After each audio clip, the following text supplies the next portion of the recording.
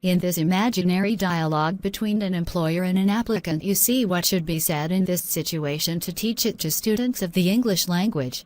The dialogue includes common interview questions and sample answers, as well as examples of how to tell a story through writing and how to work independently and manage time effectively.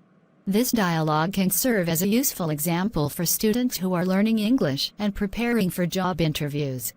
Good morning. Thank you for coming in today. Can you tell me a little bit about yourself and your experience with the English language? Good morning. Thank you for having me. My name is Sarah and I have a degree in English literature. I have also worked as a freelance writer and editor for the past 2 years. That's great.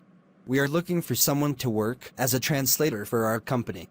Can you tell me about your experience with translation? I have some experience with translation, but most of my work has been in writing and editing. However, I am a quick learner and I am confident that I can do the job well. That's good to hear. We are looking for someone who can not only translate accurately, but also tell a story with their translations.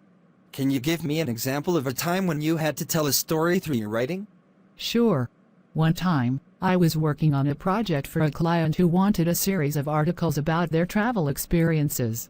I had to not only translate their words accurately, but also convey the excitement and wonder of their travels through my writing. That's exactly the kind of skill we are looking for. Can you give me an example of a time when you had to translate something that was difficult to understand? Yes, I once had to translate a technical manual for a piece of machinery. The language was very technical and difficult to understand, but I was able to break it down and translate it in a way that was easy to understand. That's impressive. We are also looking for someone who is able to work independently and manage their time effectively. Can you tell me about a time when you had to work independently on a project? Yes, I have worked on many freelance projects where I had to manage my time effectively and work independently. One time, I had to write a series of articles for a client with a tight deadline.